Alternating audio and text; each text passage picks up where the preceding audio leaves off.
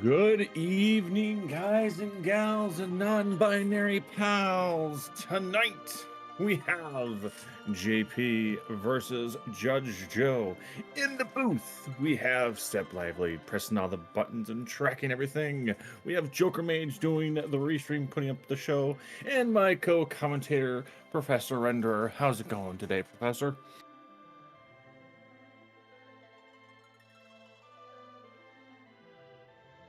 Hello, is this thing on? Can anybody hear me?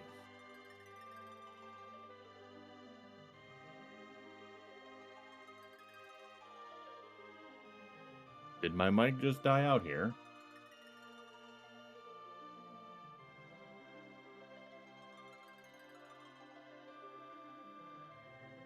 Okay. Well, how is everybody doing here tonight? We've got our OMG, we've got a game 2. Joe took the clutches of the first match from JP. Hopefully JP can come back and take a game 2 so we can definitely have a game 3. As it is with our OMG flag set, we have to defeat the gauntlet, break the twin harp, complete Cave Bahamut, drop the magma key, defeat Lower Babel, open the treasury, and of course, forge. Which 6 will we end up completing tonight?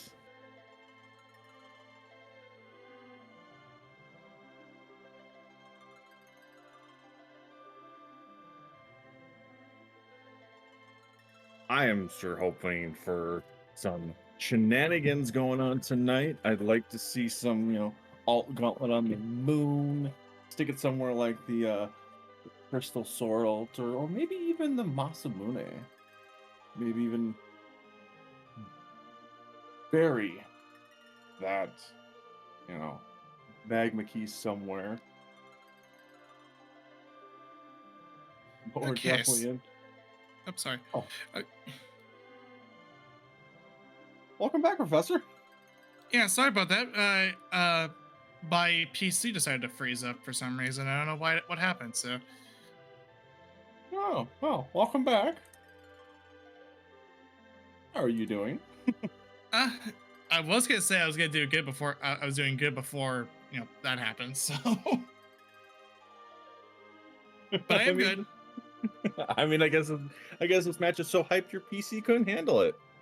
Yeah, it looks like it. Yeah, because this is a important for this is a good matchup right now because JP needs to win this this race in order to force the game 3. Judge Joe with a win will go into the round of 16. So excitement all around. We have a Porum start as we get on our way. Yeah, I mean, it's either Porum or Rose. I mean, Porum does have the exit spell learnable without having to do Zot, so that's kind of nice. Ooh, Edward for the partner. Ooh, starting hook with the Vampire Slaying Kit. Well, here's a question for you, Professor. Do you take that hook with this party and go check that hook character? I would do it immediately, to be honest with you. I mean, it doesn't matter what character it is. It's just as long as you can get access to that hook character, then you do it. That's my personal opinion. Yeah, I'm kind of in that same boat. Like with this party, you've got an Edward as your secondary character. That makes me want to find a third character very quickly because Edward is he can be such a glass cannon at times. But looks like both runners are going straight to Eblin to grab some good old loots. We are running a T Pro, so it's not going to be the greatest loot, but it is weighted a little bit higher than most areas. So we'll see if we find anything grandiose in here. So far, about the best thing I've seen is a Dorfax. And Dorfaxes are good because of the stat decreases, and they could be good for as setting up an anchor. Well, not only that, like it's another ranged weapon for back rowing very quickly. You don't have to worry about bow and arrow. Like you just have a dwarf axe. Just equip it and remove it. You're back road. Yeah, that also the dwarf axe has good utility as a weapon to use, especially in the ambidextrous flag set. Oh, we got a power staff. It's got some, some strength. It's got some attack and 99% hit rate. So when a lot of people run these OMGCs, running Omnidextrous. So what that allows you to do is that everybody is able to dual wield weapons like Edge. So what a lot of people will do is they'll equip something that has high attack power, and then the secondary weapon, you either want something that gives you extra stats or has near perfect accuracy, so you can get all those damage multipliers hitting all the time. Forum started with a power staff. Well, okay then. You can't go wrong with that. With your leading character just happen to have a pretty high powered, or not high power, but a useful staff. Yeah, I mean, you have an Aegis shield.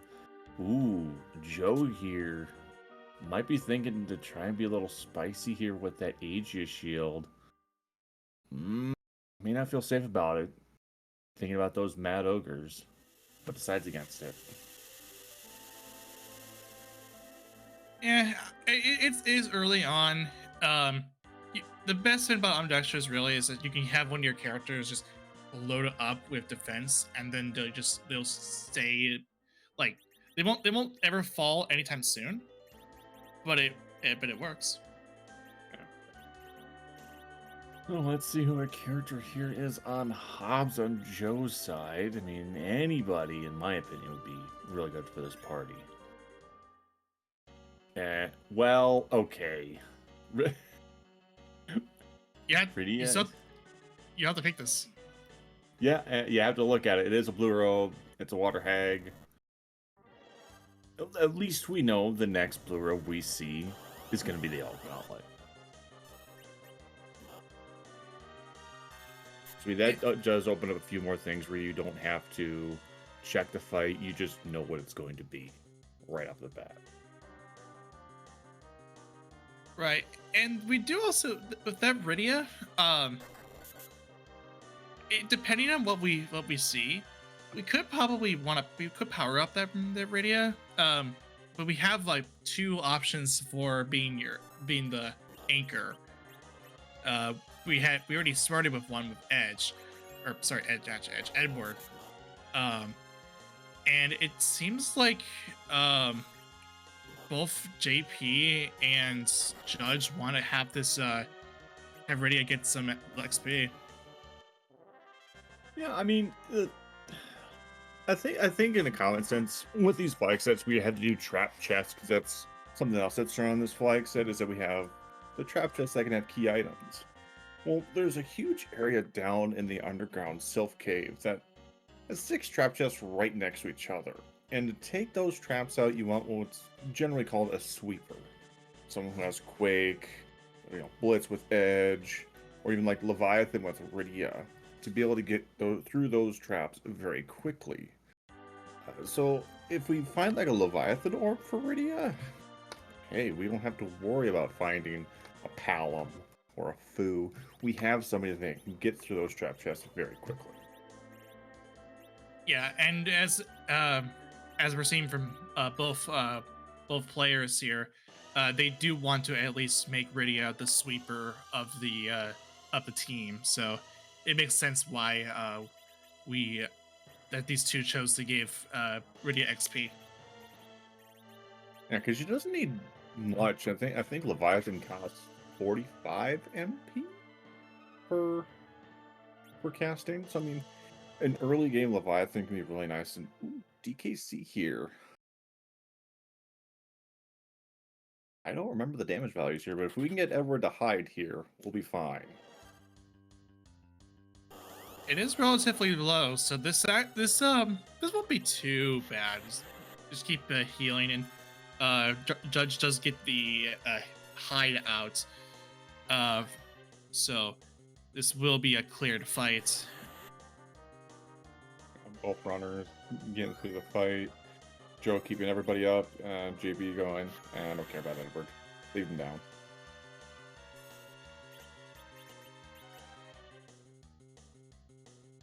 JP does manage to get a life up before DKC's Justice is not the only right in this world a monologue. So that's more XP coming towards Rydia.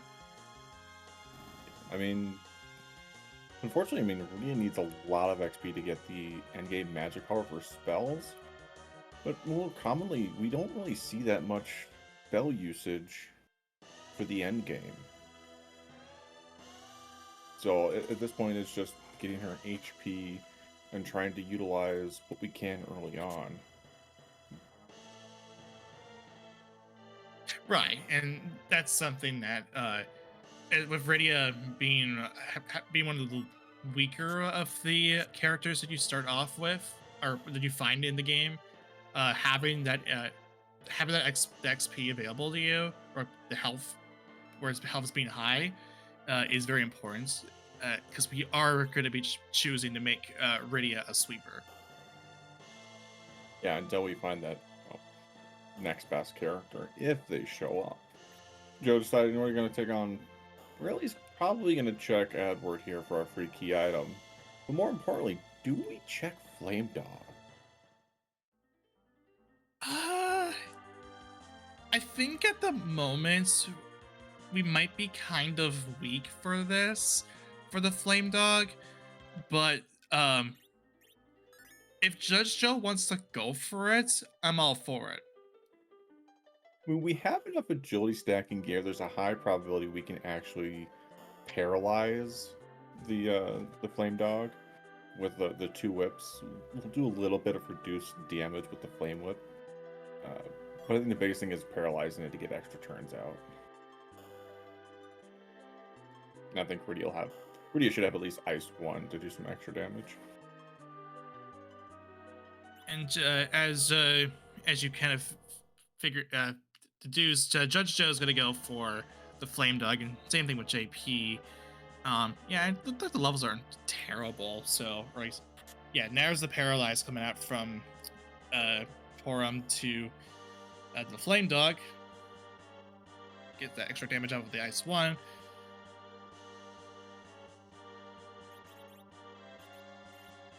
Just rinse repeat there. Oh, Rydia goes down. Yeah.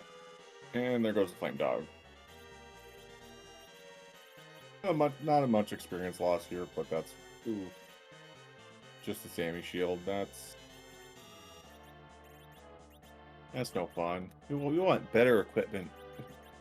Do we really, in the comps booth, or do we want good equipment for these runners? Depends on your definition of good. Yeah. I mean, you give both these runners like an X scale, and it's, it just makes things a little bit faster. Can make things a little bit interesting, because I know Joe quite well, and it's, you give him some really good gear, and he can do a lot of things with that. Take on some fights that may be more difficult for some other runners, but I mean, Joe just does some really out-of-the-box fights with minimal equipment.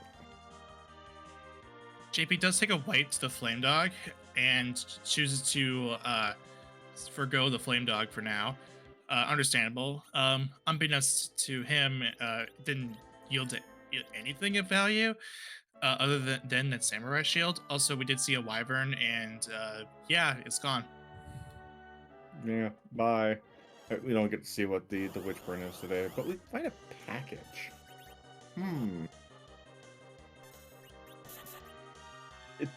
Here's the question, like everybody has in their minds, like, do you check the package character? And depending on who it is, do you spend the time to take the character? With it being so early on, I'm not opposed to checking it, and if it's something good, just going through with it. Yes, it is the package. It is a very long cutscene, a very long sequence of events. but I'm not opposed to the idea of it being so early. Yeah, I definitely can't blame Joe here, at least checking the Baron in character.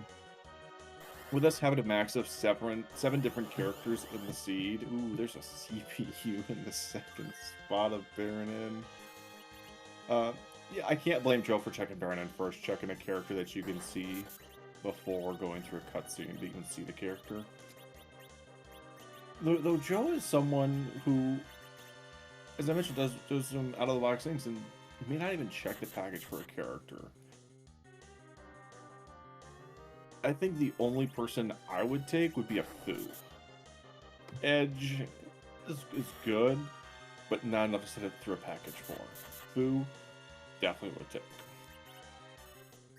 Yeah, Fusoya would be the better choice among those among it because if you have an early like end game spell as part of your early weapon or your spell set from the food challenge, then you could just carry that through for most of the early game. Yeah, I mean, you got Quake, you've got level 3 spells, you nuke, even something like Cure 3 and Cure 4 can come out real handy early on. And for those of us who like to make chances, you know, Stone, to try to cast Stone on some of the trap chests.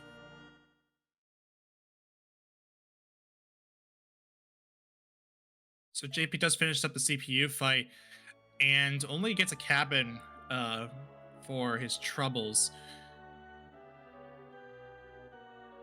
Joe here doing a plan Q on CPU. Rydia takes a Globe 199 and then gets through it.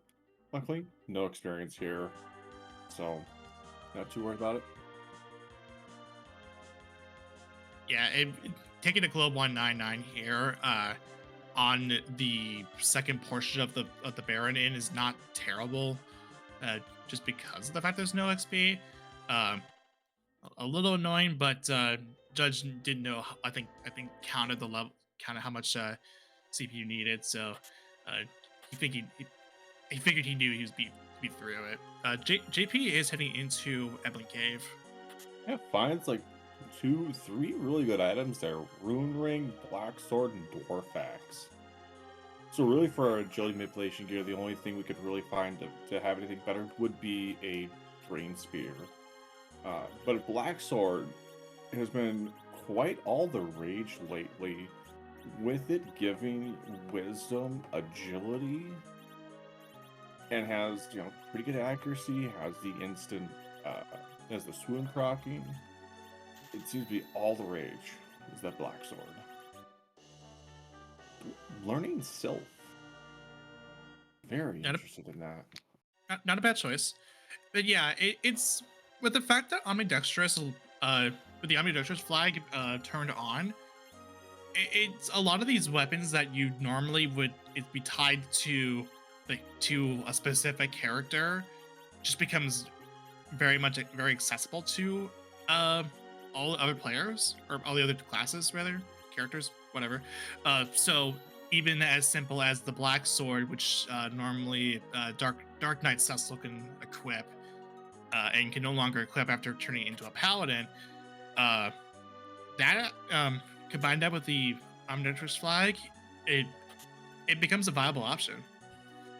Yeah, just like how JP checked the shops here in Ebla and found an Earth Hammer, which is another one of those weapons that's, you know, locked to just Cid, but being able to use it on other characters, it's great for an early alt gauntlet, great for checking the sirens or eyeballs out in lower Babel to hit the machine weakness. So, I mean, you have so much more options with equipment with the Omnidextrous flag than you normally would. And we see a DKC here on the hook route with some dimps.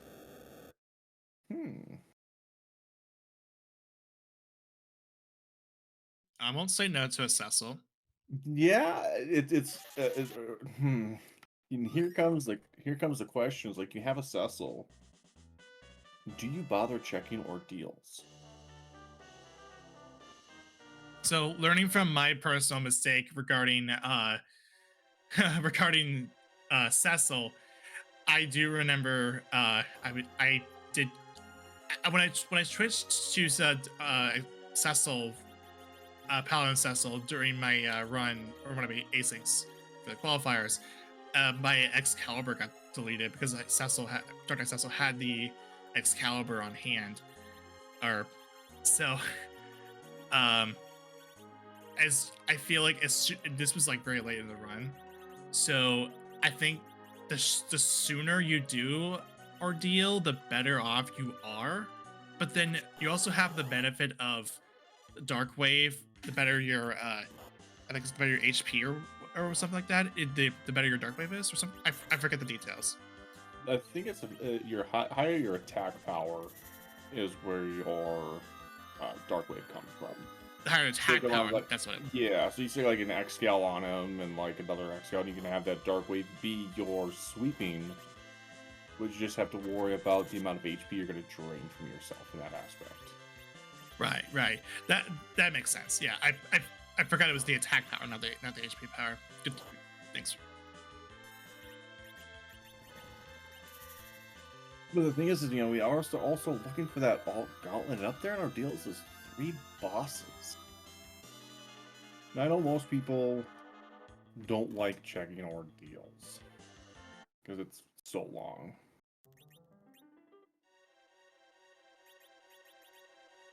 Yeah, those stalemen like to put people to sleep if they're not fast enough, or you don't have a ninja hat to prevent the sleep.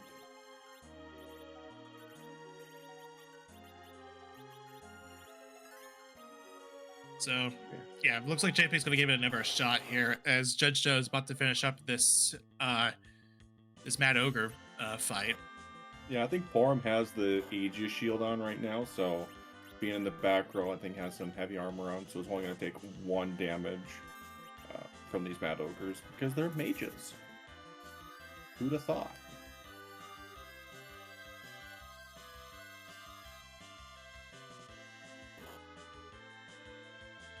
And the last Mad Ogre is down. I mean, Masa. What we've seen, so I think we saw a white shirt and we saw Masa so far in the Trap Chest and Evelyn. It's okay to start as a starting point, but you are looking for better weapons. Yeah. I mean, there's some agility manipulation, gives +3 agility. It has probably the better attack power of all of our weapons right now. But a lot of Edge's weapons are meant to be comboed. So, of course, they're going to have lower attack power. Ooh, we're hearing the wee-woos from Sylph.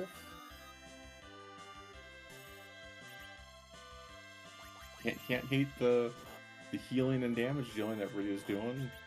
The 1k. Yeah, it's not it is doing some damage. It is doing something, so can't fault this play at all. Oh, we're good. Okay, we at least got 1 Staleman down. Can we get the... Ooh, Porum takes a big hit there.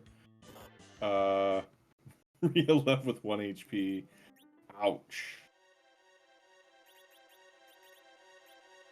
And decides, nah, I'm leaving out of here.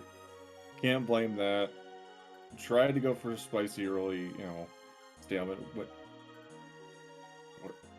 are we going? We're going down the hook route? Interesting call. Very interesting call. I mean, it's the Dimps that's in the Ruby spot, which, we have a Black Sword for, so we can, swoon proc them. It's that one just before that can be a bit tricky. And I missed what we got there in the Staleman Skeleton Chips on Joe's side. Yeah, I missed it too. Oh, it looked like that was already arrows, according to our tracker. Well, okay. Well, we found the already arrows that's basically in every seed. In this flag set, arrows and bows are actually very hurtful in your equipment. Because if you have a bow equipped, you equip something else that's not an arrow, the game doesn't register you have anything equipped. It serves mainly as money when it comes down to it. Yeah, money and a back row option if you don't have one. Which, given the number of dwarf X's that we did find, we're not too hurting on back row options. So those arty arrows are going to be money at the end of the day. Yeah, we got JP taking on the format ogres. Got 2 of them down. Just seeing if we can take out the other 2. Cause we did get some rune rings, so we have some characters that aren't taking too much damage. Just got to be able to take them down. Trying to toad them. I don't remember if they can actually be toaded. I know they can be piggied. I just can't remember if they can be toaded. I think they have quite a high magic defense. Seems like JP wanted to chose to reset out of that.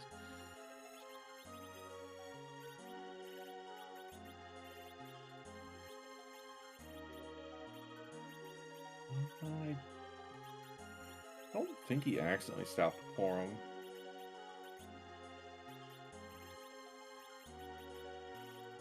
I know he was stopping different ones. Okay, they can't be piggied or toaded, but they can be sized.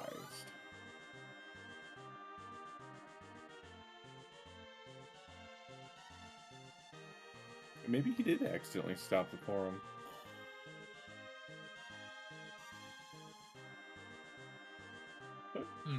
Joe falling down here in the hookup, making quick work of those Stalemen with just Porum and Edward alive here, and ooh, finds a darkness. Hello, darkness, my old friend. That's a good find. Yeah, it's a very interesting find, because you find darkness on the overworld. That kind of tells you possibly where the magma key is going to be. You know that it's not going to be straight out on the moon. It can't be, because we have a forced hook route. So you're not going to find the magma key sitting in some random trap chest or on a moon altar. You might see it via a tower key or Luca that comes from the moon, but it's not going to come from the moon itself. So that kind of narrows down at least one of your objectives that you may decide to do.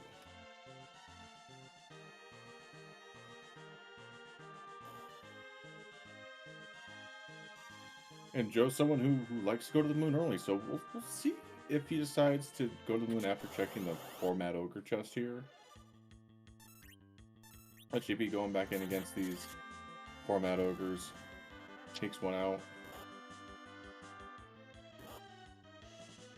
Judge is rapidly approaching the Mad Ogre chest.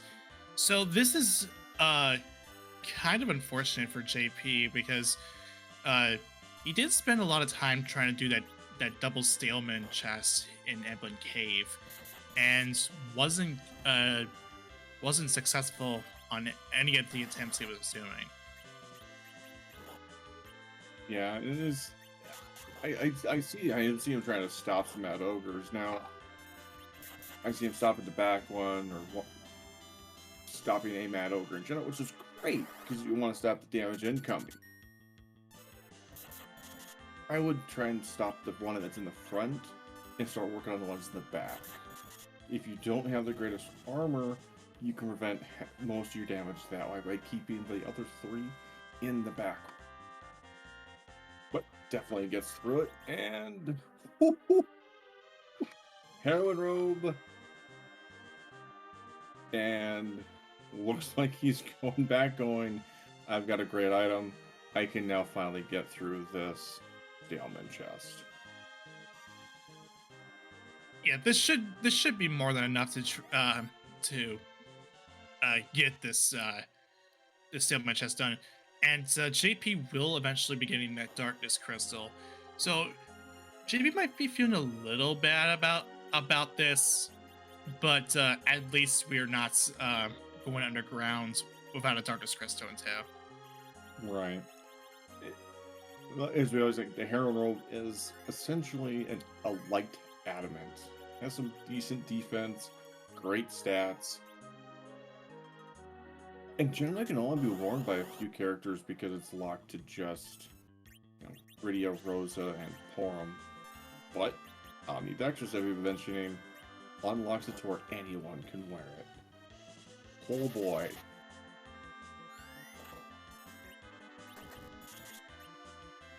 Porum, 5k, near 5k for Porum. That is a very angry child.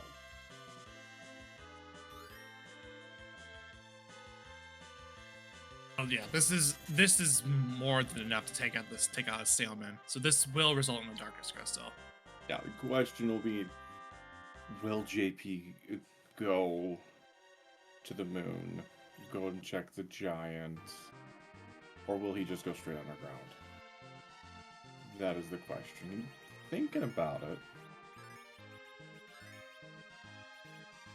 Ooh, some divergence here. Possibly. We may be checking Evelyn. I think you do check Evelyn in this case, unless we're actually not gonna be doing Evelyn. Oh hey, look at this. Oh. We have for Bill Gauntlet. Well, okay, then we don't have to search for that fight anymore. It becomes very interesting. I mean, JP racing the whale deciding to go to the moon. So we definitely have some divergence here. I think the play. Go ahead. Go ahead. No, you go. Well, I mean, so we have an extra character spot here on the moon.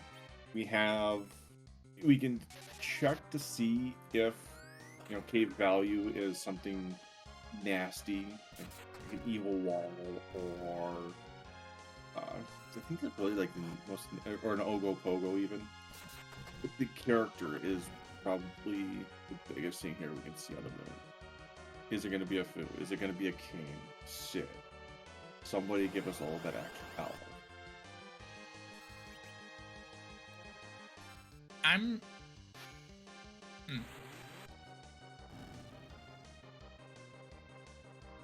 I think if JP's intention is, we're doing giants. I mean, we do have the Heron Robe with an Earth Hammer. The last arm is a machine, and it's something that can be easily done. Its first thing it's going to do is it's going to search a random person, and if you get a Star Veil up or wall on that character, you can reflect the magnet and stop the last arm, making the fight essentially free. I honestly didn't think to do that. Not gonna lie. When I was doing last arms, I never thought to do that. Good to know for the future. Yeah, last arm, even though it's a late game trap chest, it can be done with a very low level party. And Joe is through the gauntlet as greeted by the Dimps. And here comes JP up to the last arm chest. Probably going to zerk up that Porum with the Earth Hammer. DKC is the one getting searched here.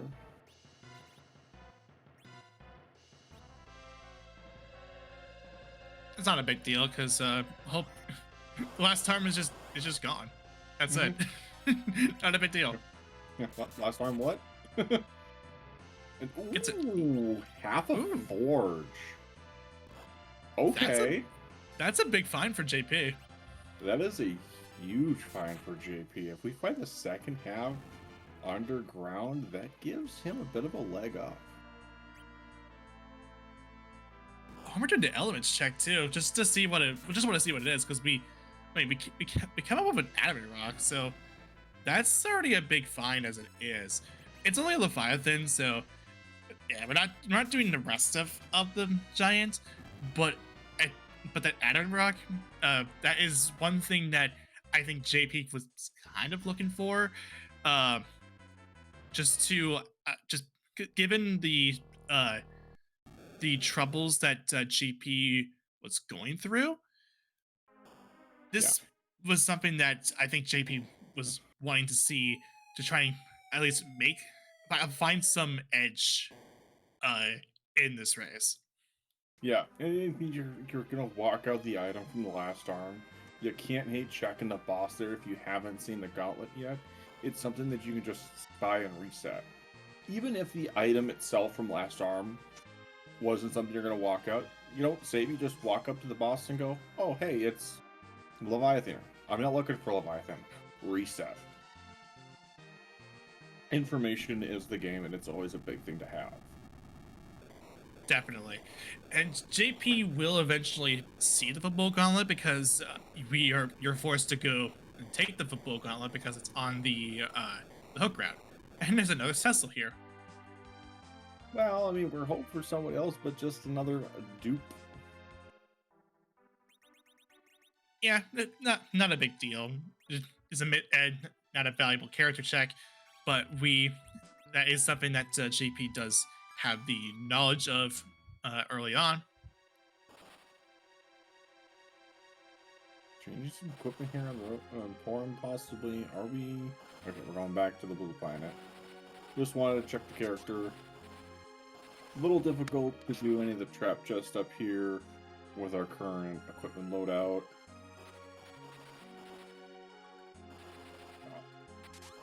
Probably the best options. Go back to Earth.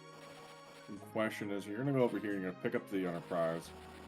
Are you gonna pop over to Ordeals?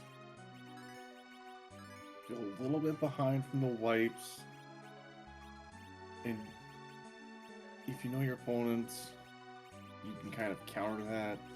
But deciding going back to F1, chance of 3 items versus just 1. Yeah, you are effective. I mean, you are still looking at only one boss check that you haven't seen yet. We are going to see Evelyn Castle coming up in JP, but I think in JP's mind, he might be feeling pretty good, just because of the Adamant Rock. So I think he might be thinking, okay, I got an Adamant Rock. I think I might be in a good position to, compared to Judge Joe. So I can finish up the rest of this Evelyn Castle, knowing that I have a good party on my hands. There's a good Berserker in play, and then I can just use this to go underground. I can fade our deals here, if I want to. Meanwhile, Joe here taking on the Warriors chest here on the way down to the Fey March. Taking out most of them. Just need to take out this last one here. Rhea takes a little bit of a nap, and we're through the fight. Let's see what our reward's gonna be. The Baron key. It's a key item. Yeah, it's a key item. But I don't think we're going to Baron. We've seen the Alt Gauntlet. We're not going to Baron. The only thing you'd be looking for is a key item, and that's it. And it's that key item takes a long time. So we're just gonna mark that down as okay. This is just a key item for potentially double XP if it comes down to it. Yeah. Joe, not even checking the bosses in the Fey March. There's no point. We've already found our one boss objective. We don't need to check the bosses there. Saving some time. Saving the frames.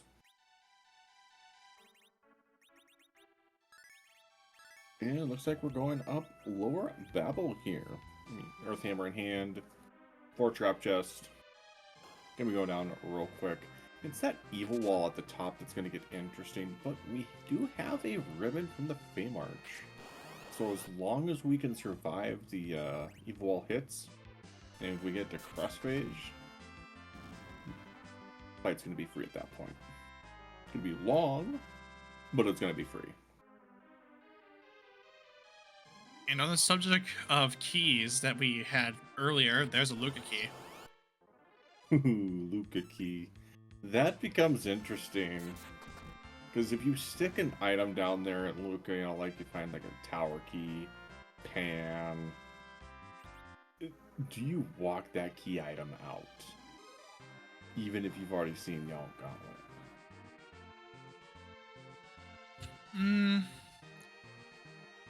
I don't know. It would be more high value if it was an Earth Crystal or a Twin Heart. But if it's not, if it's neither of those, then I would probably say just reset out of it. Even 100%. If it's a key item. 100%. If you see any of your objective items, you are walking that out. It's those other ones that can chain into your objectives that it becomes, do I walk this out? Do I warp it out? The adamant was from the last arm chest on the giant. And Judgejoe does have the other half of it. That was from one of the alarms in Lower Babel. So JP is going to have Forge once he gets underground and does this Lower Babel check. It all depends on when he decides to do it. Joe's getting up to the top here. We know the boss here is the evil wall. Looks like JP wants to start this hook route now. Yeah, we'll be greeted by that gauntlet into dims. And it's just a matter of how you route the underground. Yeah, this is relatively free for the hook route bosses. Yeah, you swap the bosses around, and it becomes a little more interesting. Because you stick the dimps at King Queen Evelyn, they hit quite hard. Oh yeah, and so we are thankful that that the dimps are on the Ruby spot as opposed to King Queen. Yeah, and with the football gauntlet being on King Queen, there's a few fights that are pretty much easy in that whole thing, so it's not exactly bad. No, like the worst fights in that particular gauntlet at the King Queen spot are probably the Sorcerer and Blademan, or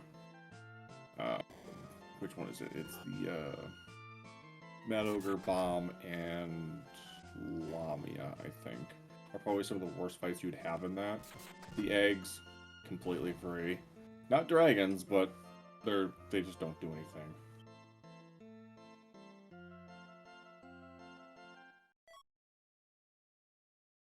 So Judgejoe completes the boss, the evil wall, does get a tiara out of it, but we're here for the objective, not for the item. Tiara is a great item though. Plus 10 wisdom that can go on anybody. If you have a magic sweeper, that's really good. Yeah, you could throw that onto your radio. And here's JP greeted by the two blue robes and goes, "Oh, this is gonna be interesting." Yeah, it is late for JP, but it's I guess it is better late than never, I guess, given the position that JP is in. And there we saw one of the downsides of wearing a heroine robe on Porum early on. The heroine robe, it gives you strength, it gives you agility. However, it takes away your wisdom and will stats. so you have a higher chance of missing your berserks on self. Ooh, Joe, checking the Luca key. This is I did. this is potentially just looking what if there's a key item and then resetting out of it if it's not nothing anything of value, or having to make that tough decision if it's like, oh, is it tower key? Oh, is it hand? Is it rat tail? Then you like that's those tough decisions you have to make for that. It's like, do I want to walk this out and deal with the boss in the process? I mean, it makes complete sense, as Steps mentioned, it makes complete sense to at least check the item, because on the overworld, we didn't find much for key items on the overworld, so even though we have the entirety of the moon available to us, this is something that you can spy, reset out of, and if it's, tower key, pan, I think in this point, with such few key items on the blue planet so far, I think it's something you might want to walk out. Yeah, you've already saving. So, if it is something you're gonna want to walk out, it's get through the fight, hopefully, or go back to the beginning. And just a learner staff. That's a reset. Yeah, that's it. Yeah, it makes total sense for Judgejoe in this case. So we are going to go ahead and move on to Sylph Cave here. Yeah, walking out of Luca without warp is painful. However, we do have Rydia. Rydia does have warp at this point, so at least we don't have to walk it out. We can warp it out.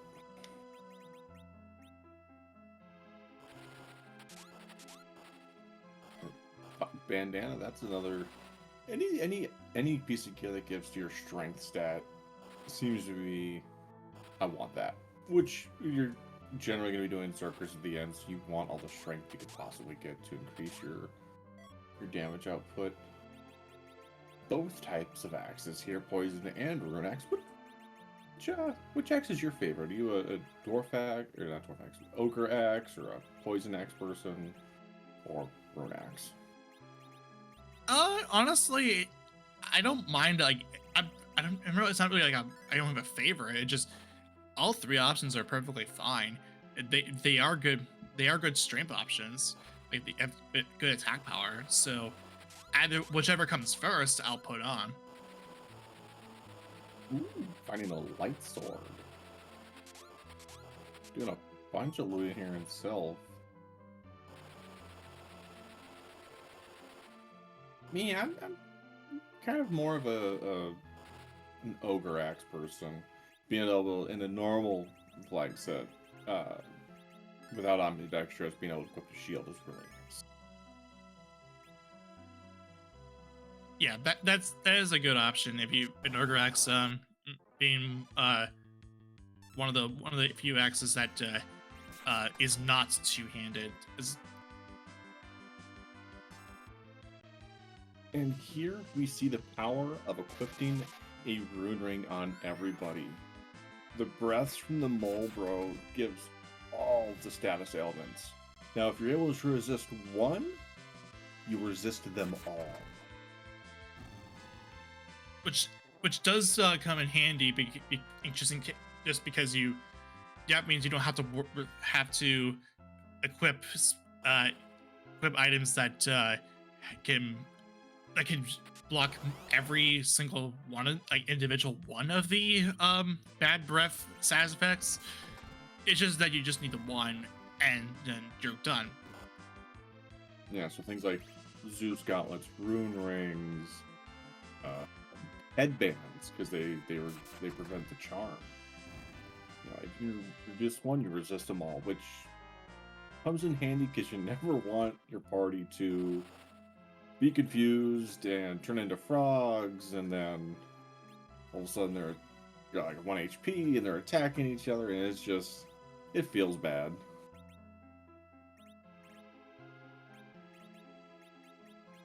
What's Joe doing here? What's he gonna? Is he going for dark wave strats here for sweeping?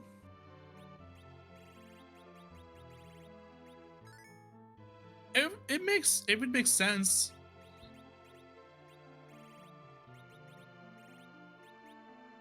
He's thinking about it. I mean, if you really want to be safe about it, you can mute all of the spirits here to prevent the fire cast of theirs.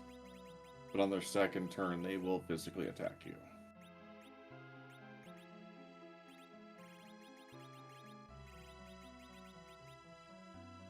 And JP is through the All-Gauntlet and the Dimps and has hit the Pitfall. And joining Joe here in the Underground. He sees that's going to be the Evil Wall, and we'll see where he decides to go first. I think ideally you go up to Lower Babel as your first thing. Just because you're already there. Yeah, I mean, it all depends on how you feel. Can you take out the boss at Lower Babel with your current equipment or stats? Can you do it? If you don't feel like you can, I can definitely see going other places first to try to get the extra equipment where you end up feeling safe and only making the one tower die. JP does choose to land the Falcon outside Lower Babel where it spawns, so it looks like we might be seeing this Lower Babel play. So if he does, he will be getting the Forge. Now it looks like we are going with the Dark Wave strats here, with a combination of using the Earth Hammer as an item. DKC tried, took out 2 of them, and then the Earth Hammer took out the others. That is some game knowledge there, being able to know what you need to equip to use Dark Wave effectively like that. That's beyond my knowledge. Yeah, I wouldn't have thought to do this strat, and knowing that the Earth Crystal, the Earth Hammer also does Quake in combat. That alone, I wouldn't have thought to do it because, especially for these ghost chests. And so far, I mean, okay, so we got a defense sword, crystal hat. The best thing we found right down here is the path. That's the best thing we found. And even then, it all depends on whether or not we have to go to the moon for, you know, the Bahamut spot. We do know that at this point, darkness is hard required. Because the adamant is at the last arm chest. We know that 100%. We did find a white spear. Okay, I mean, white spear is nice. Yeah, it's not a bad thing. Stuff we have right now. Yeah, it's not a bad thing. GP gets the legend sword and is continuing on up.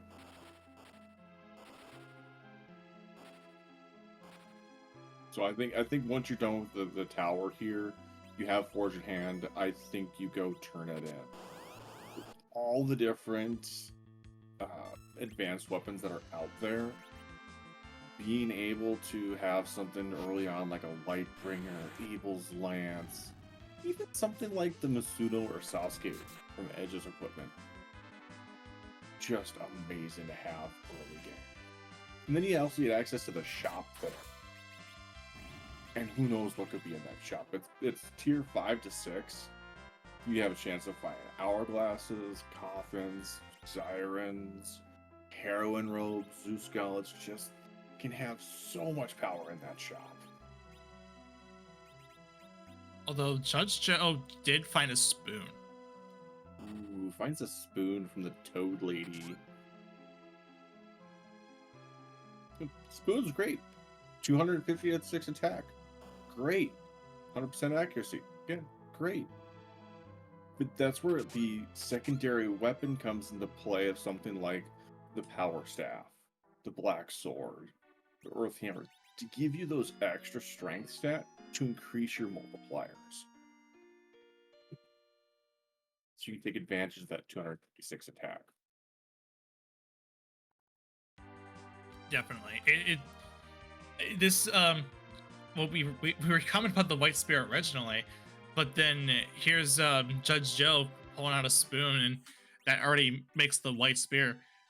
I guess if you were looking for another Berserker, then that's not a bad backup. Although we could be looking for like the big swords, like an Excal or a crystal sword, for example. Oh yeah, those are always beautiful to see when you're running these. At that point, you're like, "Hey, I've got a crystal sword. Anybody can wield it." We see Bahamut here at Dwarf 1. Pretty much a This is free fight. Yeah, this is going to be for Judge Joe going into Dwarf Castle. This isn't a matter of the bosses. This is a matter of getting a character check and a key item check. Now, with already having cleared out everything else in the underground here except for Tower Key, this is just kind of closing off avenues for JP. If there is something here, it gets him a little bit farther ahead in his mind. If nothing's here and JP fades this, it can definitely turn the tables. It's still, with the key items we have right now, it's still a little early in the run to see who's really ahead.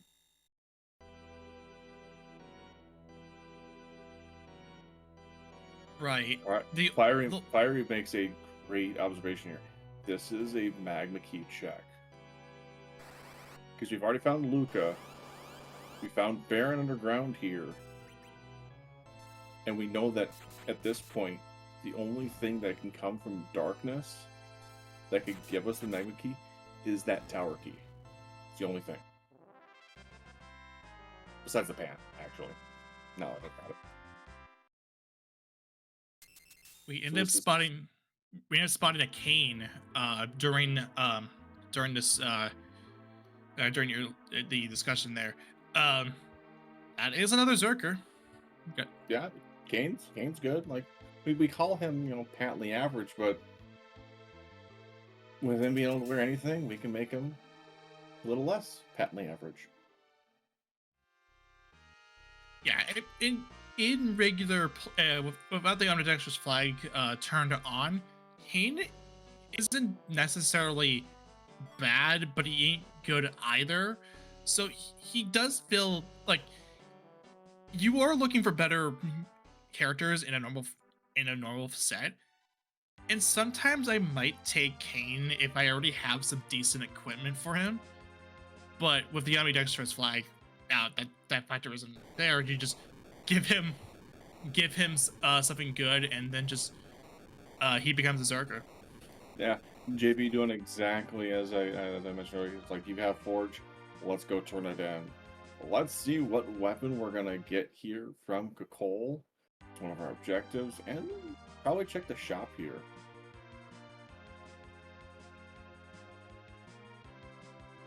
Joe bringing over the hovercraft to the rat tail area, just in case. Have one of the tails? Okay.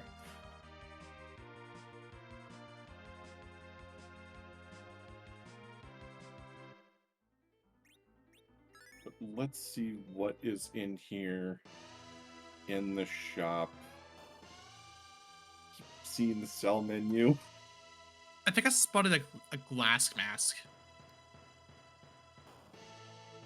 Oh yeah, the glass mask. And the weapon.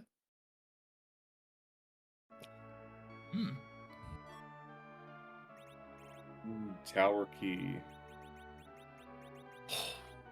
Ooh. That hurts. A tower key on Sheila 1 feels tough. Yeah, you've already seen the alt gauntlet. It's a hard choice here. You have so many options in front of you. I mean, you've got Baron, you've got the entirety of the moon, you've got Baron, which I know most people won't do. JP going back to the moon. Joe here. We're gonna see what Joe does here.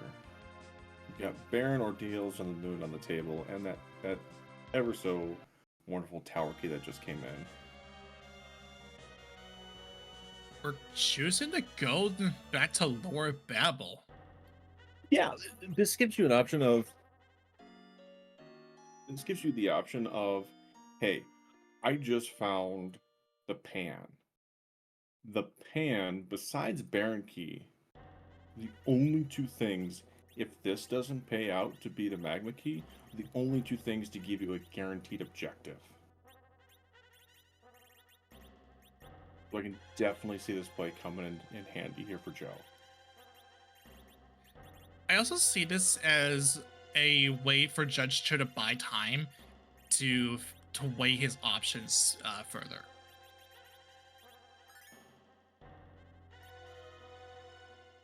You have to climb up Lower Babel to even do the tower jack, and then climb back down in order to get the item.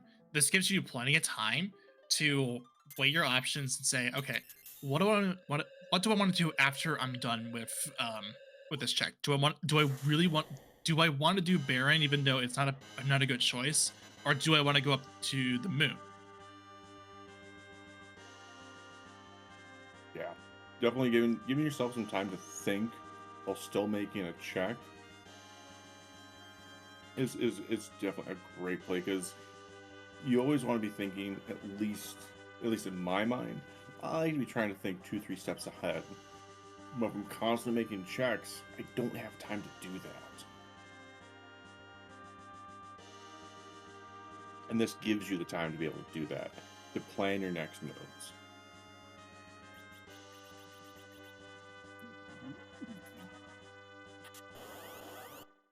GP going after a behemoth here. I mean, has the glass hats, so definitely somebody able to take the hits. This is a lot of experience. It's going to take a little bit to get through the fight. But we're going to get through it. I think this is so that JP will get the XP out of it, despite the fact that JP has had to do Sylph Cave. Ooh, just a Dragoon Gauntlet. So yeah, this leaves Pan and Baron. Joe is taking the knowledge of where the darkness was to go, hey, I am looking for this Magma Key.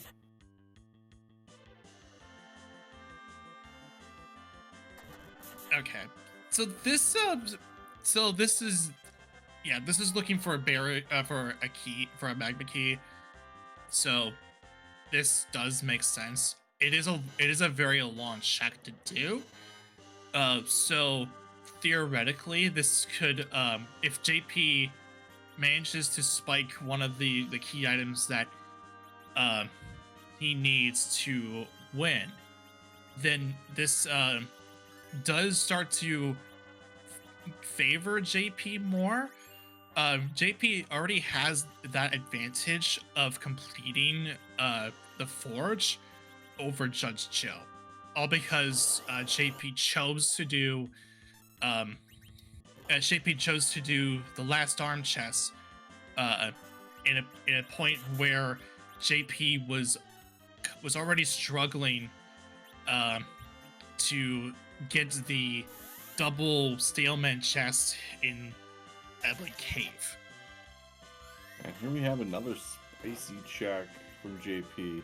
We're taking on Bimmy and Jimmy here on the moon. We got a Dragoon Lance from that behemoth, so definitely have an option here to take these two nasty dragons out. Once you take out that blue dragon, you have to worry about the heat ray from the red one.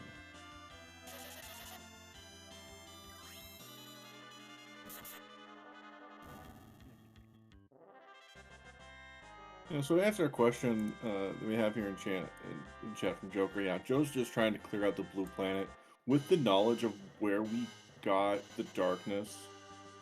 It's closing out avenues for that Magma Key for the guaranteed objective. If you don't find the Magma Key here, you know as soon as you find that pan, there's an objective on the table. If you find Pan and Twin Harp or Pan and Earth, you know you have a go mode at that point.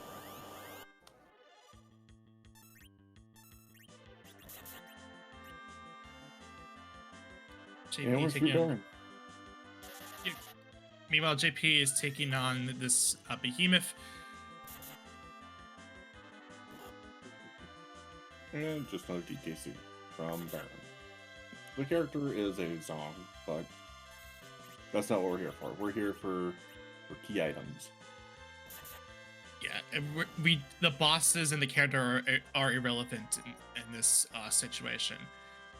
If Judgejoe does not want to leave any stone unturned.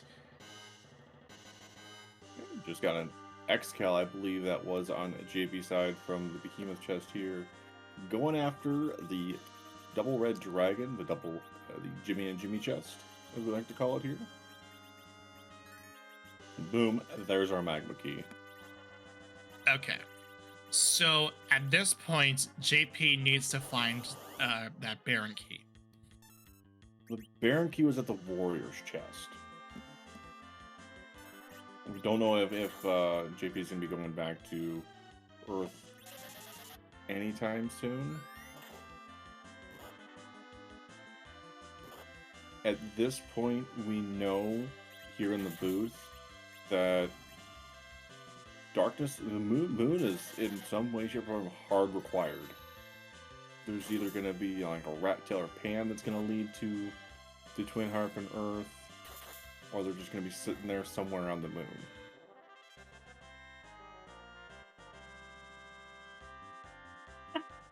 Really did.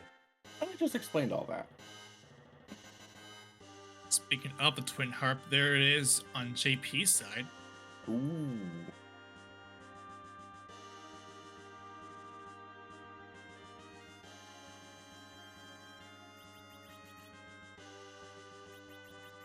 So that's another good find for JP.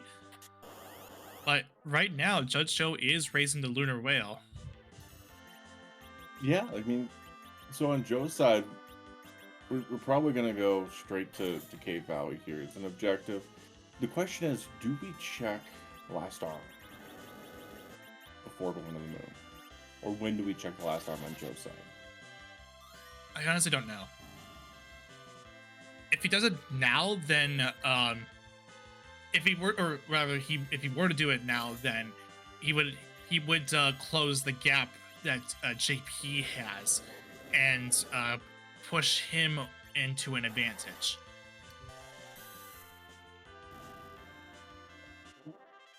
Going for the hair dryers check.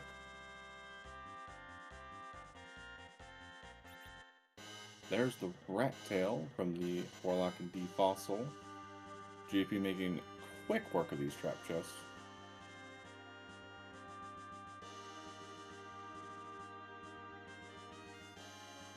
And we're going for the second Warlock and carry chest. Don't forget to follow both of these runners, both JP and Joe. They are amazing runners. Be sure to follow them. Be sure to follow our restreamer Joker Mage, our lovely tracker Step Lively, and of course my co-commentator Professor Hey, I love tournament season. I'll be there for it. GP looks to be going towards the Crystal Sword altar. Going to be hitting the save room here shortly. Will we take on the last behemoth or go for the altar first? So it looked like JP was heading towards the direction of the Warlock carry, but then remembered, oh wait, I still have these two checks I have to do. So JP choosing to do Crystal Sword altar and the behemoth, and choosing to do behemoth first. I mean, the trap chests here on the moon have been paying out with key items, so it definitely feels like, hey, these are giving items. I want to do more of them. Plus, the experience you get from these behemoths is not bad at all. Yeah, so far this race has definitely been back and forth in terms of who gets like Moon made the right choice, and JP already is making a pretty good choice here alone. There's another tail, and that is the pink tail, so you could turn that in for some weapon. Having both tails and be able to turn them in at the same time feels really good. Because you don't have to come back to check the rat tail later on. We all know the pink tail is going to be a white shirt. It's always a white shirt. Of course. Okay. Demist. Yeah, that's a long fight to go through. Not really having any great options. Might come back later, but such a long fight to get through. Yeah, I can't blame the choice here for JP. Yeah, I can't either.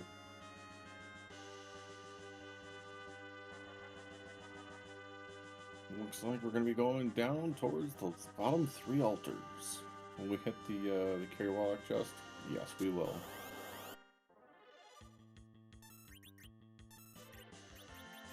Yeah, this was what JP was heading towards originally before realizing, oh wait, I still have to do the third behemoth and check the crystal sword altar. So this is just cleaning up what or that JP was going to do originally. Yeah, Joe here making a beeline straight down, decides to do that first behemoth, just like JP did.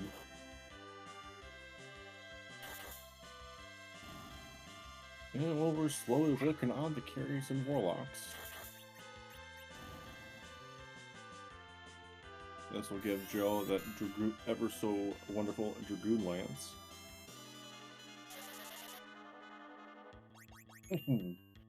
King took a nasty hit there.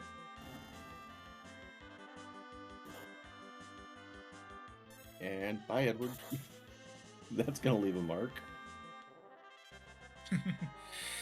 Alright, so JP is done with this Warlock carry fight.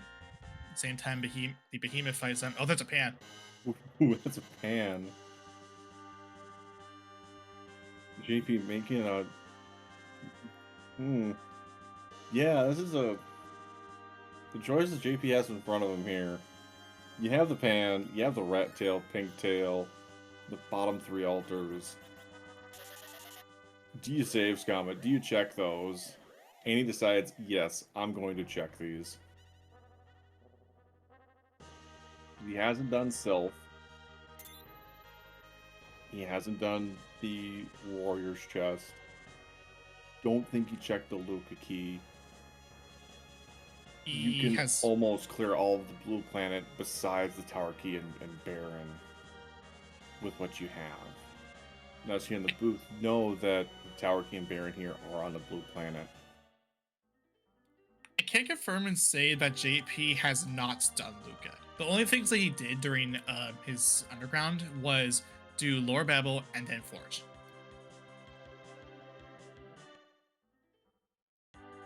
JVG, you're going to check the quickest checks of the pink tail and rat tail. And Joe is through, I believe that was the Bimmy and Jimmy chest.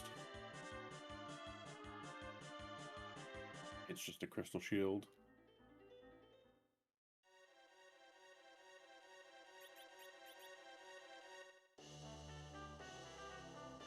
A defense sword. Wait, did he get the twin heart from the rat tail?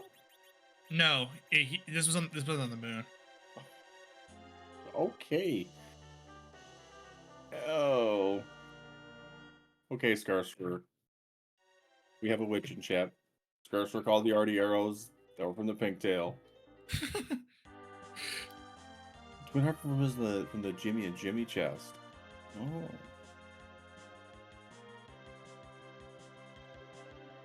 And JP looking to do this twin harp check as well. So this is another example of doing your objectives. And this, I mean, yeah, you're doing your objectives here. This isn't a bad idea. Although eventually JP will have to run back up the moon to get the 3 altars taken care of. And also at the same time, and this is the case for both players, the top 2 uh, trap chests and then the Same altar. Right now, the biggest key item that can play out for either of our runners is that Earth Crystal.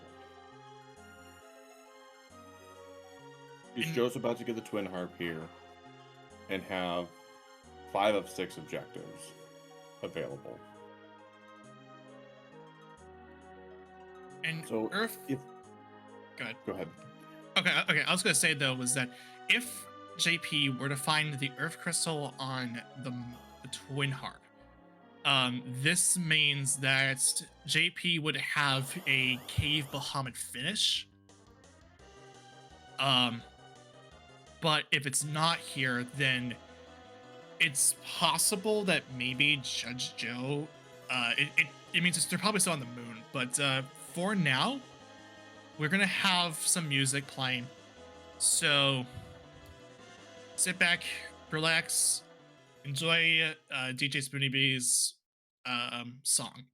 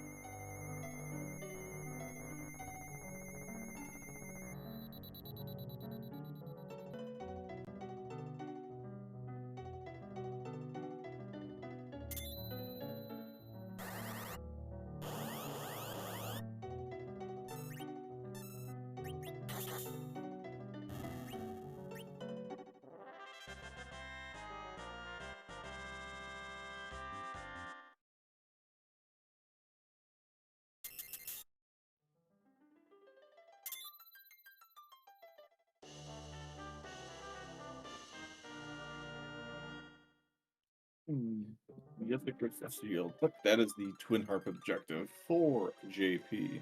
Now, as you're mentioning that JP ends up finding the Magma Key or Earth Crystal here, which we know that if he stays here on the blue planet, he's probably going to find the Magma Key. Don't know what's at ordeals yet. But you mentioned about him having the Cave Bahamut as the end objective. He doesn't have the pass, and it doesn't hurt as much, because you still have to go to the moon to walk down the zoo, because that pass is sitting down there itself. Yeah, and this makes a lot more sense for JP to end on Cape Bahamut, because well, you're already up on the moon anyway, so it would make sense to finish on Bahamut, and then work your way down the LST to get yourself to Z. All because the JP doesn't have the pass. JP here deciding to go back to the moon. Maybe thinking about doing those top 2 trap chests as well as the Mursame altar. Joe exiting out after doing a ribbon room.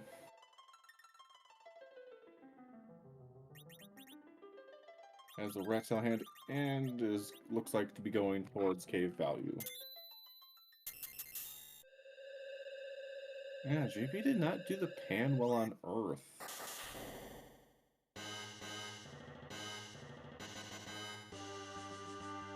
And I was mentioning, didn't get the pan. This becomes very interesting. Yeah, so this does leave. This is an interesting scenario that we're put into now. With Judgejoe not getting the pan, and JP choosing to leave the pan behind,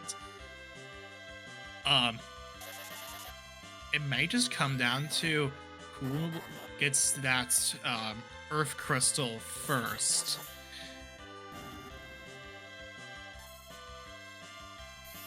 It also depends if if Joe decides to check last arm instead of getting their crystal. Yeah, if Judgejoe chooses to do last arm, he is now in a very, very comfortable position because he can finish on Twin Harp, and he would be. Oh, there's Earth Crystal. Oh, okay. Yeah, this becomes very interesting with the location of the Earth Crystal. If Joe decides to go top down, he's gonna find the Earth Crystal. If he decides to check the Lost Ark, he'll have the Adamant Rock. So right now, JP is in the lead. Gonna be doing K value. We know it's just a doot here. Paled him. Question being, where does Judgejoe go? Interestingly enough, JP is actually choosing to do Bahamut first instead of opening the treasury and then doing Bahamut. So he would JP would have to do another cutscene, another moon transition to get around. But Judgejoe is choosing to do the last arm chest.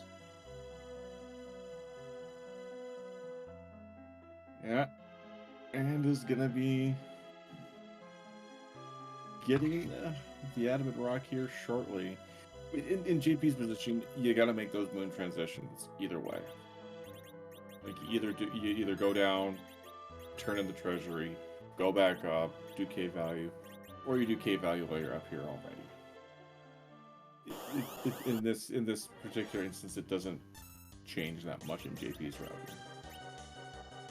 Right, but then it also with Judgejoe about to get this last arm to get the Adamant Rock for go mode, he's the one who has possession of the pass. Mm-hmm.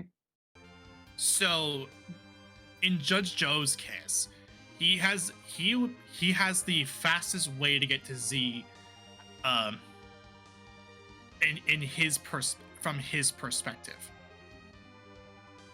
Now, obviously, he can't see what JP is doing right now, but as it stands, Judgejoe may have the advantage just because of the fact that the pass isn't coming in, and he's got to do. JP has got to do Paledem, he's got to do Bahamut, and then he's got to do Troyery Treasure, or the Troyery Treasury with the Earth Crystal, and then go back up, and then he has got to walk all the way down the LST.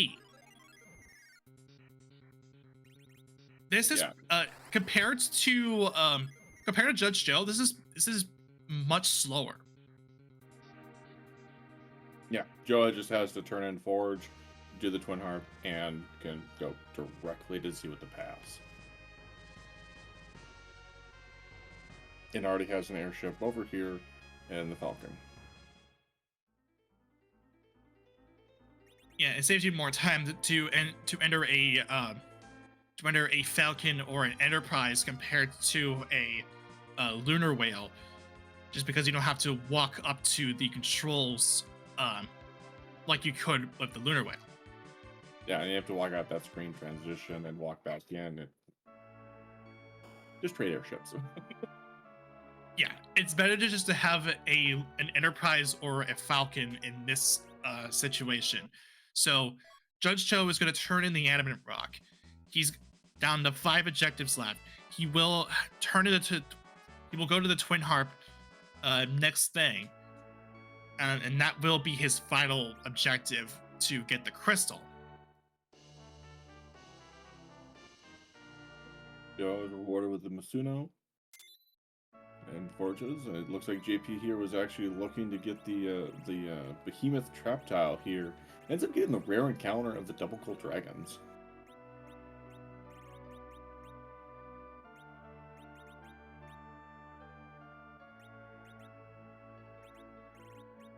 I think this is JP looking to find just to get a bit more XP for Z. Yeah, only running 4 characters in JP's position of wanting some more levels, more HP. if you had was that a power shirt drop from that behemoth? That was a power shirt drop. That's a nice piece of gear. Definitely.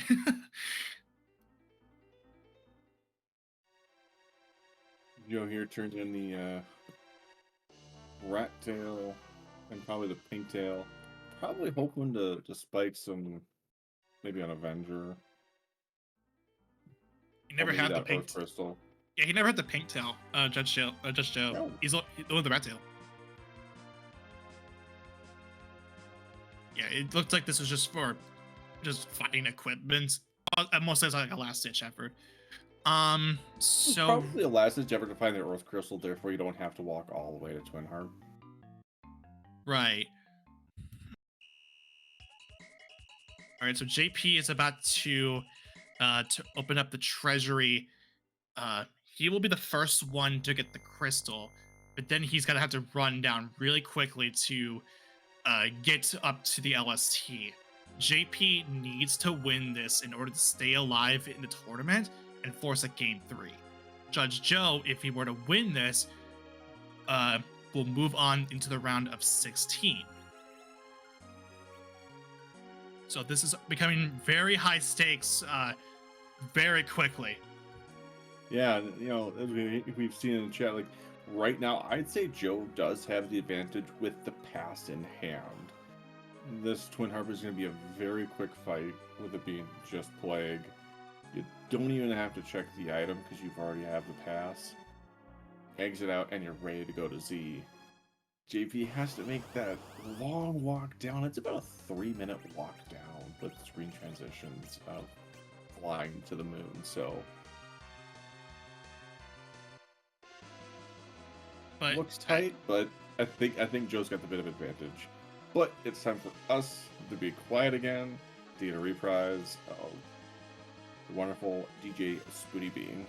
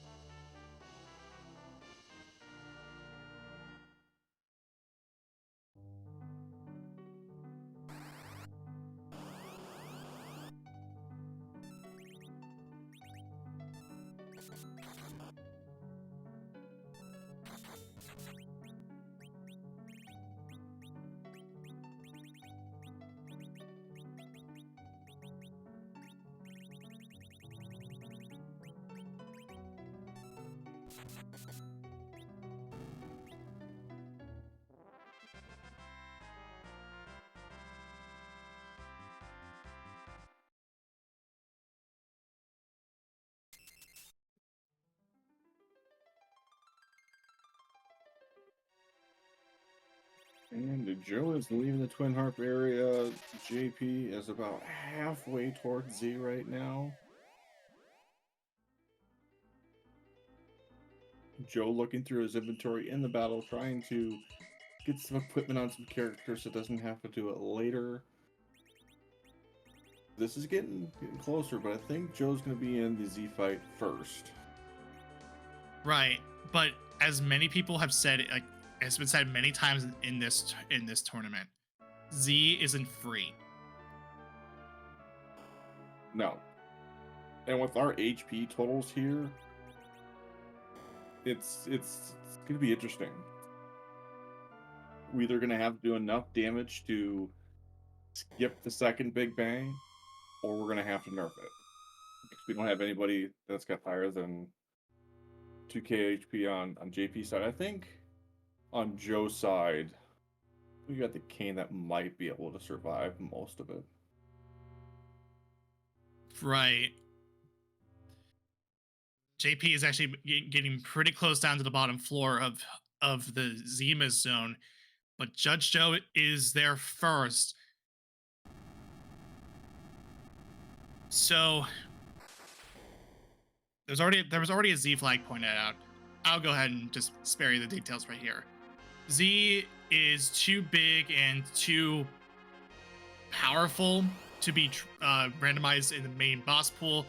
So instead, we keep Zermez the way he is, and instead randomize the sprite. And the ultimate question is, well, I'll delegate that to Timo. What's the big question? Does he have a hat? Is it cute? No, I know it is. Whose butt are we kicking tonight?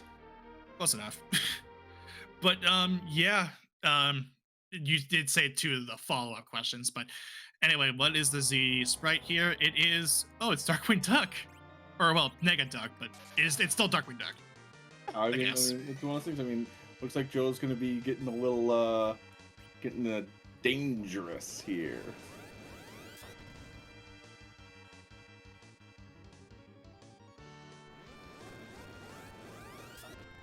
And we have dueling Z fights here. Yeah, on Joe's side we do have the can that has over almost 3k HP,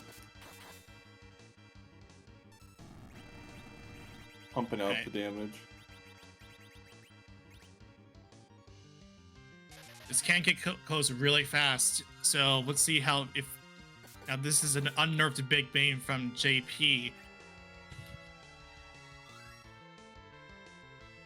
Oh. Yeah. Ooh, that's gonna hurt. Yeah. I think you wanted to nerf. You almost, especially with these levels, you want to nerf that first big bang. With having as low HP as we have, you need to be able to reduce that damage. Yeah, and this and we're seeing the what happens when this is what happens when we have no pass. You have to run down the entire Zima zone once again to get another shot at it, which only gives Judge Joe more time to keep going on the Z fight. I think JP was trying to nerf with Rydia. I'm not sure which spell he cast. Depending on the spell, it may have been too long of a spell to get out. Quake and level 3s or even level 2s have too long of a cast time.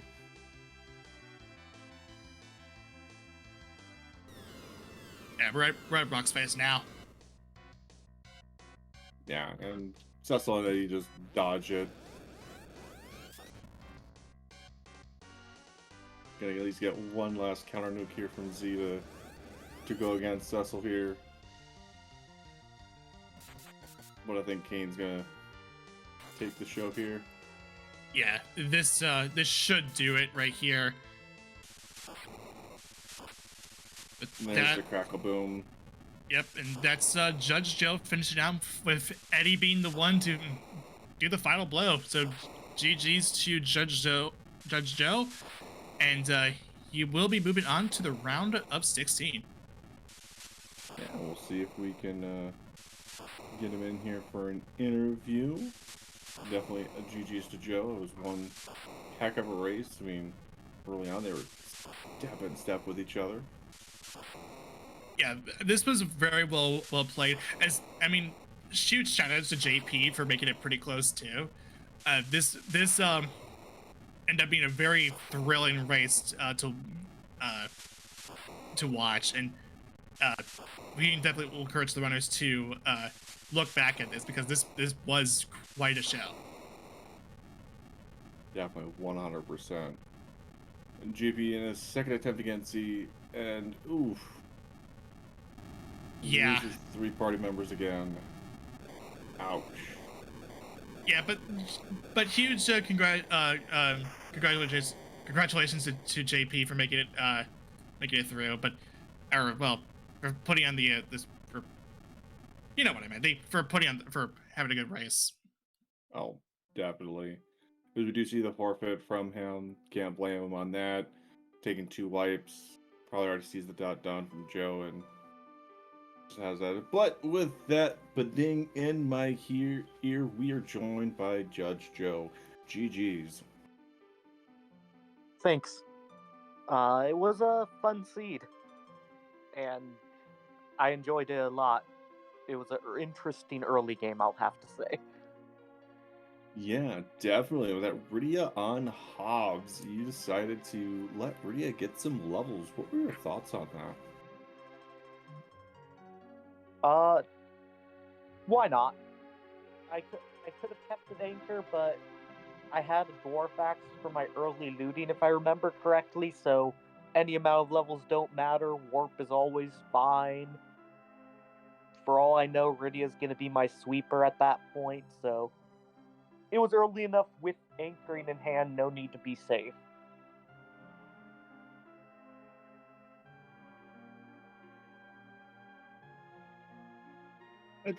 Professor, do you have any questions for Joe here? Really? I mean, congratulations for making it into the round of 16. It ended up being a pretty close race at the very end of it, but I encourage you to watch this back because this definitely it was very, very close, and yeah, I don't even think else I have to point out, really. Just congratulations, and just, yeah, watch this back. Thank you. I will be sure to do so.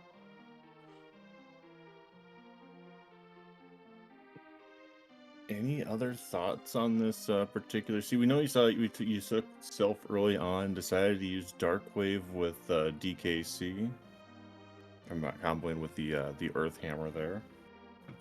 Yeah, so so I stayed on Earth because of the Magma Key logic. Yes, I was still missing Pan, so that could always be on Moon. It could always be on Ordeals, but I knew I needed to stay on Earth. I even still might have done Sylph with DKC and the Heroin Rope. I knew it was going to be doable. The moment I got like one big enough weapon to pair and hit 255. So I figured I'll do the non-ghost ones that I don't need AoE for, and I'll eventually go and find the weapon. I didn't. But I figured I was close from other Dark Waves, so I was pretty sure an Earth Hammer would be able to get the cleanup done. Both of you found different paths towards Go mode. You found the Magma Key, and JP found the Earth Crystal. Yep.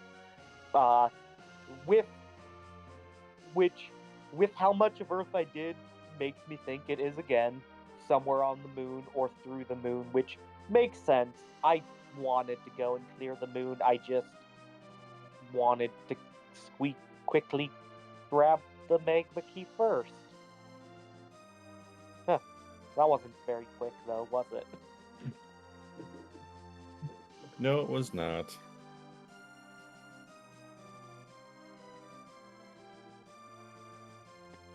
I don't have any other thoughts on this seed. Are there any other questions for you, Joe? I mean, one heck of a race. GG's once again. Thanks. I'm sure I'll enjoy watching it back. GG's to JP as well. He was definitely a fun opponent to race. I'm glad I had the opportunity to draft him. I was definitely looking forward to these matches. And I hope it was a very, very good watch. Yeah, this was a really fun race to watch, and yeah, once again, just congratulations for making it to the round of 16. Thanks. Hope everyone has a good night. You too, Joe. Well, we were interviewing Joe here. JP has joined us for an interview. GG's, JP. Heck of a race. Yep, thanks, everyone. Yeah, that seed and the first race were not like any of the practice seeds I did, unfortunately. Well, I mean, With you, power overwhelming on the overworld is really tough for me. yeah, that's the thing with these seeds. Like, there's so much variance. Either we've seen a lot of, you get a lot of power overwhelming early on, or you get absolutely nothing to work with. Yeah. I a rough time with that Staleman chest in the upbringing. So I felt super behind. So that kind of one of the things like people like um, toss and say is if you feel behind, that's when you start making the risky plays. So that was basically my risky play was fading the entire underworld, more or less. And in the end, for the path to go mode you got, it paid out for that, because you found the Earth Crystal, you found Twin Harp, like all those were trap chests, and just to Yeah, see, you taking on behemoths, the levels you had, and it was a really good show to see all that happen. yeah. I mean, that's the power of the Heron robe and Blink. But yeah, those first few trap chests were a little dicey, but then after the first one conveniently gave a dragon spear that made the bimmy chests fun. Oh yeah, digging on that first behemoth, give me the Dragoon Lance, and I was like, hey, I have an anti-dragon weapon. Well, let's go take on these next few. Well, I always had the dragon whip, but quite a bit weaker. The starting kit had the dragon whip. But yeah, that Z fight, that first big bang came up a lot quicker than I was expecting. Yeah, have you done many Z fights with 4 characters? I have not. Yeah, that's one of the things that I have not done a lot of varieties of seeds with low power, and that's something that I struggle with. Like this, and like all of the other ones. Like I think I've only maybe completed like 2 seeds with 4 characters at V. And of those, it's been like, 2 berserkers easily. And like power overwhelming.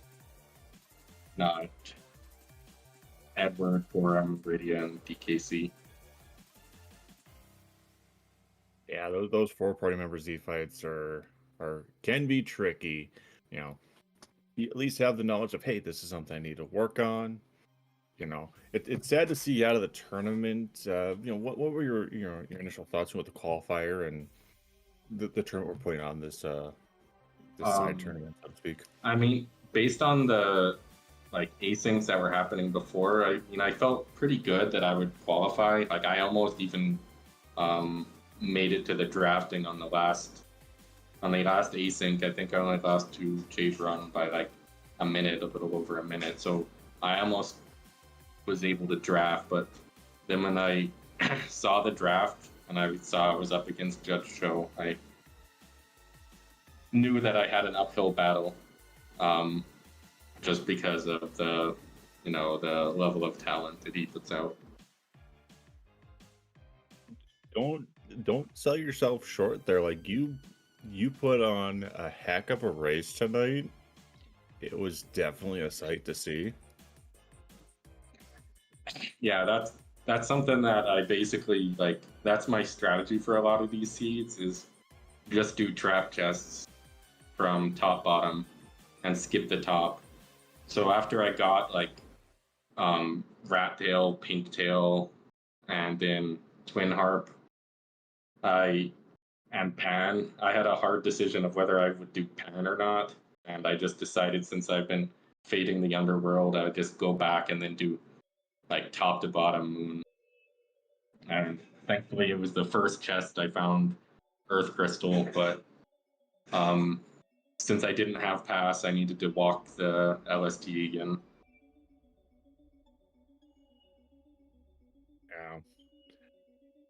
Yeah, and one of the reasons I just not another reason that I decided to skip um the sylph completely is just like I know DKC can do the dark wave, and I had bought an earth hammer, I had something there.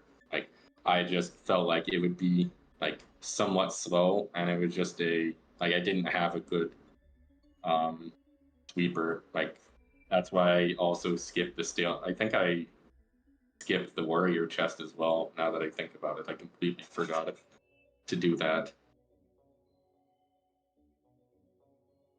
But yeah, I'm glad that it didn't like super burn me, that it was able to be that close of a race. Oh, yeah, definitely, and I enjoyed it. I mean, do you have any questions for JP there, Professor? No, but I will say just congratulations for making it as far as you did, and I can't wait to see what you do in the future, because you definitely have potential. Yeah, just lacked the experience. Like, yeah, I'd say that I only really started playing like regularly maybe like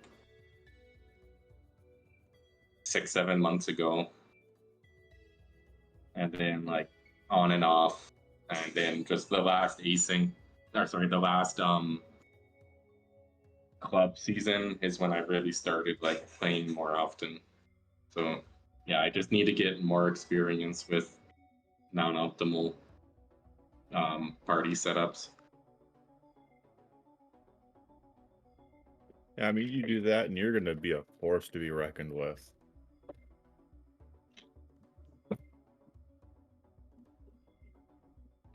Well, I don't have anything else. Yep. Thanks. GG's once again, JP. Heck of a race. Definitely love to see you in the future. Yep. Thanks, Vival. Thanks, Professor Renderer. Thanks, Joker Mage for the restream, and thanks Step for the tracking. No problem. It was quite a fun race, and I encourage you to watch it back, and because it definitely was a close one. Yep. Thanks everyone. Not a problem. Yep. Have a good one. Yep. You too. All right, Professor. Well, it looks like our time here is coming to an end. Chat, be sure again to follow these runners, JP and Judgejoe. They put on a heck of a show for you. Follow our restreamer, Joker Mage, our wonderful tracker, Step Lively, and my co-commentator, Professor Renderer. But, as we said, it's time for us to go. Professor, do you know where we're going to end up going tonight? We're going to send everybody? We are heading over to RPG Limit Break. They are continuing their coverage of Questing for Glory 6. So, as it stands right now, as I'm looking at the stream right now, they're currently going through Breath of Fire.